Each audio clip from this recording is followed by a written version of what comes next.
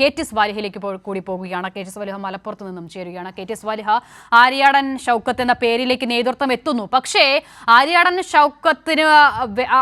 ഷൗക്കത്തിനെതിരെ UDF-നും കോൺഗ്രസിനുമുള്ളിൽ മറ്റൊരു വികാരം ഉണ്ട് എന്നുള്ളതാണ് ഏറ്റവും പ്രധാനപ്പെട്ട കാര്യം. ഇന്നിപ്പോൾ കഴിഞ്ഞ തവണ UDF-ന് വേണ്ടി മത്സരിച്ച VV പ്രകാശിന്റെ മകൾ ഒരു ഫേസ്ബുക്ക് പോസ്റ്റ് ഇടുന്നു. അതിലെ ഒടിയമ്പുകൾ പൂർണ്ണമായും ആര്യാടൻ ഷൗക്കത്തിലേക്കാണ് എത്തുന്നത്. അതായത് കഴിഞ്ഞ തവണ ആര്യാടൻ ഷൗക്കത്തിന്റെ നേതൃത്വത്തിൽ അദ്ദേഹത്തെ അവിടെ പരാജയപ്പെടുത്തി എന്നുള്ള അർത്ഥത്തിൽ പോലും. അപ്പോൾ അങ്ങനെ ഒരു പ്രതിസന്ധി കൂടി നിൽക്കുന്ന ഘട്ടത്തിലാണ് ആര്യാടൻ ഷൗക്കത്തിലേക്ക് കോൺഗ്രസ് നേതൃത്വം എത്തുന്നത് എന്നുള്ളത് കൂടി ഉണ്ട്. സ്വാലിഹ,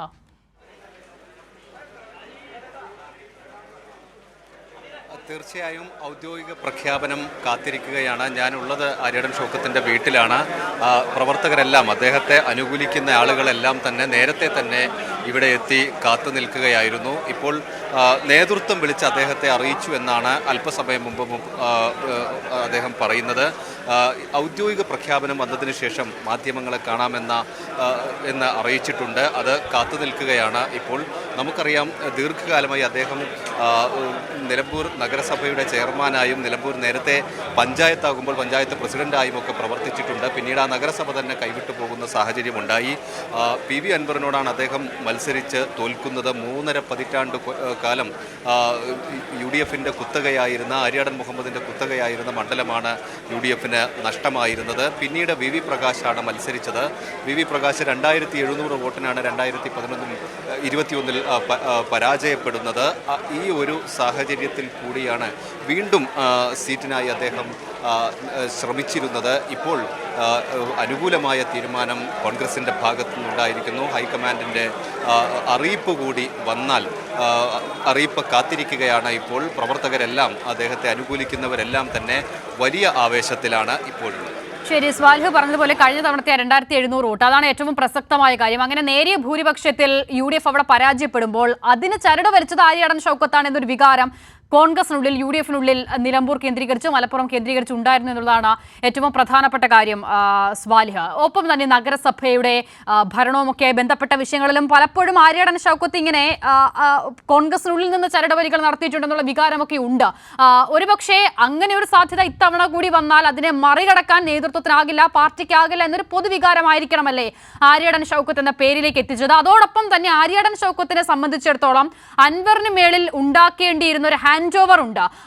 അൻവറിന് വഴങ്ങി ഷൗക്കത്തിന്റെ പേര് വെട്ടിയാൽ പിന്നീട് അങ്ങോട്ട് ഷൗക്കത്തിന് കേരള രാഷ്ട്രീയത്തിൽ ഒരിക്കലും ഒരു പ്രസക്തി ഉണ്ടാകില്ലെന്ന നിലപാട്. ഇതൊക്കെയാണോ ഹൈക്കമാൻഡിന് മേൽ വലിയൊരു സമ്മർദ്ദം ചെലുത്തുന്നതിലേക്ക് ഷൗക്കത്ത് മാറുകയും ആ സാഹചര്യങ്ങളെ ആ നിലയിൽ ഉപയോഗിച്ചില്ലെങ്കിൽ അതുണ്ടാക്കാവുന്ന പ്രതിസന്ധിയിലേക്ക് നേതൃത്വം ആ തിരിച്ചറിവിലേക്ക് മാറുകയും ഒക്കെ ചെയ്തത് സ്വാലിഹ. ഒപ്പം തന്നെ രാവിലെ മുതൽ തന്നെ പ്രവർത്തകരൊക്കെയും ആ വസതി കേന്ദ്രീകരിച്ച്, ഷൗക്കത്തിന്റെ വസതി കേന്ദ്രീകരിച്ചുണ്ടായിരുന്നു. സാധാരണ നിലയിൽ നിലമ്പൂരിൽ സ്ഥാനാർത്ഥി പ്രഖ്യാപനം വന്നാൽ ആര്യാടൻ കുടുംബവുമായി ബന്ധപ്പെട്ട് അവരെ കണ്ട ശേഷം പ്രചാരണ പ്രവർത്തനങ്ങളൊക്കെ തുടങ്ങുന്ന ഒരു പ്രക്രിയയൊക്കെ ഉണ്ട്. അപ്പോൾ അങ്ങനെ ഇവിടെ ഇപ്പോൾ ഇതാ കാര്യങ്ങളൊക്കെയും വീണ്ടും ആര്യാടൻ കുടുംബം കേന്ദ്രീകരിച്ച് മാറുന്നു എന്നുള്ളതാണോ കാണേണ്ടത്?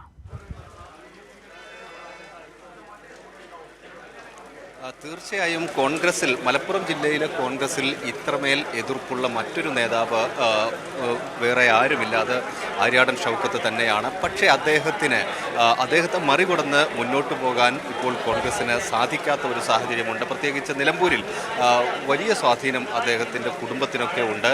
പക്ഷേ ഒരു തെരഞ്ഞെടുപ്പിൻ്റെ ഘട്ടത്തിൽ മറ്റു പ്രശ്നങ്ങളെല്ലാം പരിഹരിക്കാൻ സ്വാഭാവികമായും കോൺഗ്രസിന് വലിയ ബുദ്ധിമുട്ട് ഉണ്ടാവും.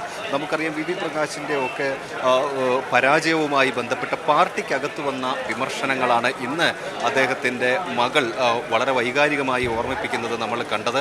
ഇങ്ങനെ അതോടൊപ്പം തന്നെ മുസ്ലിം ലീഗ് പോലുള്ള പാർട്ടികൾക്കാവട്ടെ വീണ്ടും കോൺഗ്രസിനകത്ത് ഒരു മുസ്ലിം ലീഗ് വിരുദ്ധ ചേരി മലപ്പുറത്ത് വളരെ ശക്തമായി വളർന്നു വരുന്നതിന് ലീഗിനൊക്കെ എതിർപ്പുണ്ട്. തീർച്ചയായും സ്വാലിഹ, അത് ഏറ്റവും പ്രധാനപ്പെട്ട ഒരു കാര്യമാണ്. കാരണം കഴിഞ്ഞ തവണ ആര്യാടൻ മുഹമ്മദിൽ നിന്നും ആര്യാടൻ ഷൗക്കത്തിലേക്ക് UDF-ന്റെ മത്സര രംഗം മാറുമ്പോൾ ഏറ്റവും എതിർപ്പ് അതിൽ മുസ്ലിം ലീഗിനായിരുന്നു. മുസ്ലിം ലീഗിന്റെ പ്രതിഷേധമൊന്നും നമ്മൾ മറന്നിട്ടില്ല. അപ്പോൾ ആര്യാടൻ കുടുംബത്തിനെതിരെ അല്ലെങ്കിൽ ആ ഒരു ലെഗസിക്കെതിരെയുള്ള മുസ്ലിം ലീഗിന്റെ വികാരം കൂടി ഈ തെരഞ്ഞെടുപ്പിൽ എങ്ങനെ പ്രതിഫലിക്കും എന്നൊരു ചോദ്യം കൂടിയില്ലേ?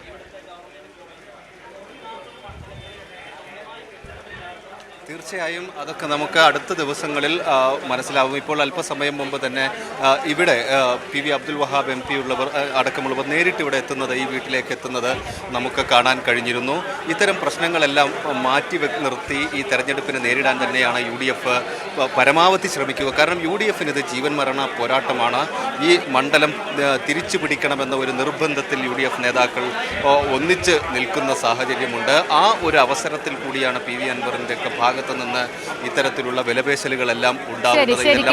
എന്തായാലും ഒരുമിച്ച് നിന്ന മത്സരത്തിൽ ജയിക്കുക എന്നൊരു വികാരം കോൺഗ്രസിനുണ്ട്, UDFനുണ്ട് എന്ന് പറയുമ്പോഴും ആര്യാടൻ ഷൗക്കത്ത് എന്ന പേരിലേക്ക് എത്തുമ്പോൾ കാര്യങ്ങൾ അത്ര എളുപ്പമാകില്ല കോൺഗ്രസ് നേതൃത്വത്തിന്. കാരണം പ്രതിഷേധങ്ങളും പ്രതിസന്ധികളും ഉണ്ടാകുക UDFനും കോൺഗ്രസിനും അകത്തുനിന്ന് തന്നെയാകും എന്നുള്ളതാണ് ഏറ്റവും പ്രധാനം. ആര്യാടൻ ഷൗക്കത്ത് എന്ന പേരിലേക്ക് ഇതാ ഹൈക്കമാൻഡ് എത്തിയിരിക്കുന്നു. പ്രഖ്യാപനം അല്പസമയത്തിനകം തന്നെ ഉണ്ടാകും.